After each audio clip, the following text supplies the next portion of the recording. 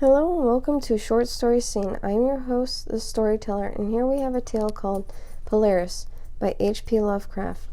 Into the north wind of my chamber glows the pole star with an uncanny light. All throughout the long hellish hours of blackness it shines there. And in the autumn of the year, when the winds from the north curse and whine, and the red leaves trees and the swamp mutter things to one another in small hours of the morning, under the horn-waning moon, I sit by the casement and watch the star. Down from the heights reels the glittering Cassiopeia as the hours wear on, while Charles Wayne lumbers up from behind the vapor-soaked swamp trees and sway in the night wind.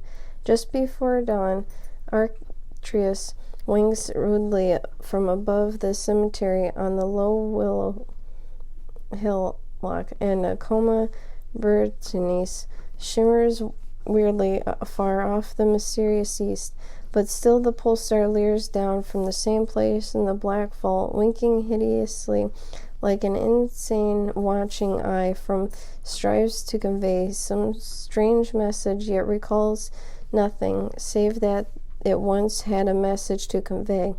Sometimes when it is cloudy I can sleep, but do I remember the night of the great aurora, when over the swamp played the shocking coruscations of the demon light, and after the beams came clouds, and then I slept.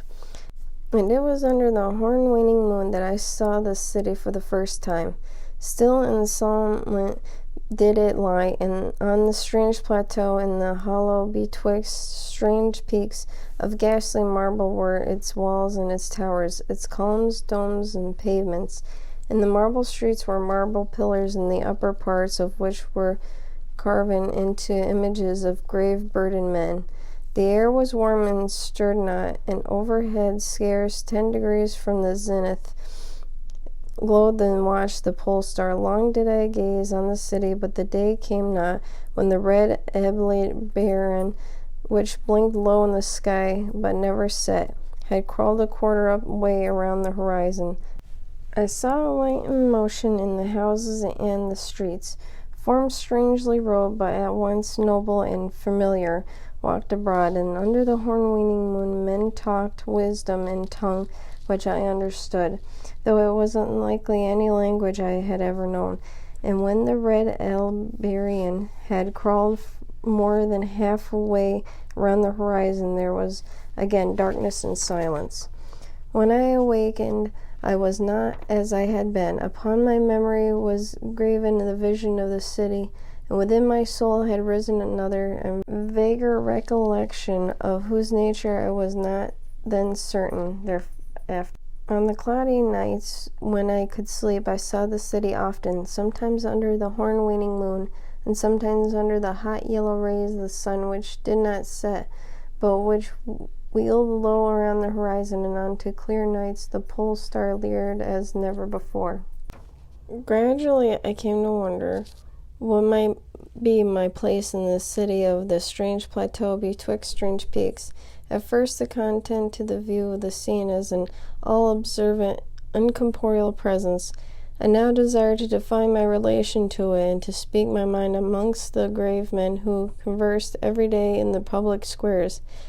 I said to myself, this is no dream, for by what means can I prove that the greater reality of the other life in the house of stone and brick south of the sinister swamp and the cemetery on the low hillock, where the pole star peers into my north window each night? One night I listened to the discourse in the large square containing many statues. I felt a change, and perceived that I had at last the bodily form, nor was I a stranger in the streets of Ulthiho, which lies in the plateau of Sarkis, betwixt the peaks Noton and Cadiphonic. I was my friend Alos who spoke, and his speech was more that pleased my soul, for it was the speech of a true man and patriot. That night had the news come for Dicos' fall, that of the advance of Inatos, and squat hellish yellow fiends who 5 years ago had peered out in the unknown west to ravage the confines of our kingdom. and finally to besiege our town, having taken the fortified places at the footholds of the mountains. Their way lay open to the plateau, unless every citizen could resist with the strength of 10 men, for the squat creatures were mighty in the arts of war, and knew not the scruples of honor which had held back our tall, gray-eyed men of Lemoore from ruthless conquest. Alos, my friend, was commander of all the forces on the plateau, and in him lay the last hope of our country. On this occasion he spoke of the perils to be faced, to exhort the men of Ulthahor, bravest of the Moraines, and to sustain the traditions of their ancestors, who were forced to move southward from Zabna before the advance of the great ice sheet, even as our descendants must some day flee from the land of Lemoore, valiantly and victoriously sweep aside the hairy, long-armed cannibal Ganafkis, and stood in their way. To me, Los denied the warrior's part, for I was feeble and given the strange faintings when subjected to stress and hardships. But my eyes were keenest in this city, despite the long hours I gave each day to the study of Phoenic manuscripts and the wisdom of Zabnarinian fathers. So my friends, desiring not to doom me to inaction, rewarded me with the duty which was second to nothing of importance. To the watchtower of the Pennine he sent me, there to serve as eyes of our army, should the Inotus attempt to gain the cathedral by the narrow pass behind the peak Natan, and thereby surprise the garrison. I was to give the signal of the fire which would warn the waiting soldiers to save the town from imminent disaster. Alone I mounted the tower, for every man of stout body was needed in the passes below. My brain was sore dazed with excitement and fatigue, for I had not slept in many days, yet was my purpose firm, for I love my native land of Lemoore, and the marble city of Ulthahor that lies betwixt the peaks of Natan and Kittaphonic. But I stood in the tower's topmost chamber. I beheld the horn waning moon, red and sinister, quivering through the vapors of the hovered over the distant lands of Banaf, and through an opening in the roof glittering the pale pole star, flittering as if alive, and leering like a fiend and tempered.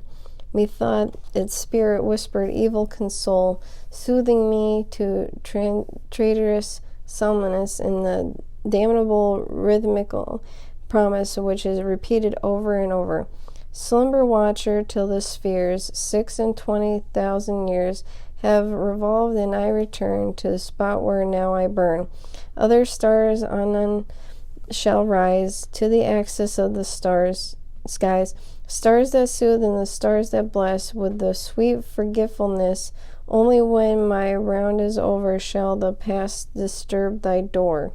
Vainly did I struggle with my drowsiness, seeking to connect these strange words with some lore of the skies which I had learned from Phoenic manuscript. My head, heavy and reeling, dropped to my breast, and when next I looked up it was in a dream, with the pole star grinning at me through a window from over the horrible swaying trees, a dream swamp, and I am still dreaming.